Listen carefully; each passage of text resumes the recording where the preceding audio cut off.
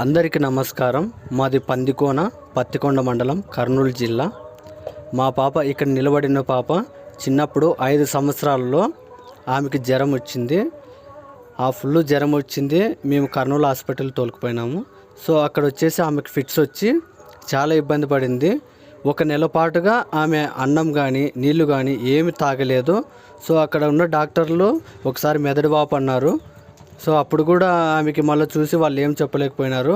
మేము ఇంకా అప్పుడు వెనకనే మేము ఇంటికి తోలుకొచ్చేసినాం పందికొన గ్రామానికి.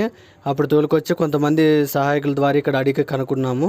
సో అప్పుడు శ్రీ వైద్య సూర్యనాయుడు సార్ అనేది బనగనపల్లిలో ఉంది శస్త్రచికిత్స, ఆయన చేస్తాడని చెప్పేసి చెప్పారు. మేము అప్పుడు వెంటనే మా పాపని తీసుకుపోవడం జరిగింది. అక్కడ తీసుకుపోయిన వాళ్ళు ట్రీట్మెంట్ ఇచ్చిన 3 రోజులకే ఆ పాప లేచి నిలబడింది, నడిచింది. అందులో వచ్చేసి కొంచెం ఇడ్లీలు అట్లాంటివి కూడా తినింది. ఆయన తర్వాత ఆమెకి ఇప్పటి వరకు కూడా ఫిట్స్ అనేది ఒక్కసారి కూడా రాలేదు. అంతకుముందు అప్పుడు ఫిట్స్ వచ్చినప్పటి నుంచి అక్కడ వైద్యం తీసుకున్నప్పటి నుంచి ఇంతవరకు ఫిట్స్ ఆ అమ్మాయికి రాలేదు. ఇప్పుడు ఆరోగ్యంగా ఉంది, స్కూల్కి పోతుంది, బాగా మంచి చదువుకుంటుంది. ఇక్కడ నిలబడిన అమ్మాయి ఇప్పుడు చాలా యాక్టివ్గా ఉంది. ఇక్కడ ఉన్న కూర్చొని అతను వాళ్ళ నాన్నగారు.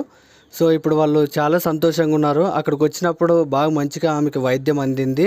సో అక్కడ సూర్యనారాయణ సార్ కూడా మా కృతజ్ఞతలు తెలుపుతున్నాము.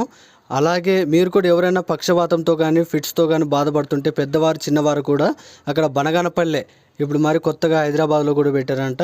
సో అక్కడ కానీ మీరు కన్సల్ట్ కాండి.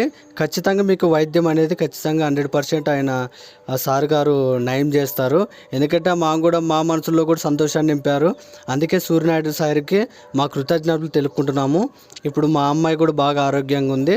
మేము కూడా చాలా సంతోషంగా ఉన్నాము. Okay, thank you sir.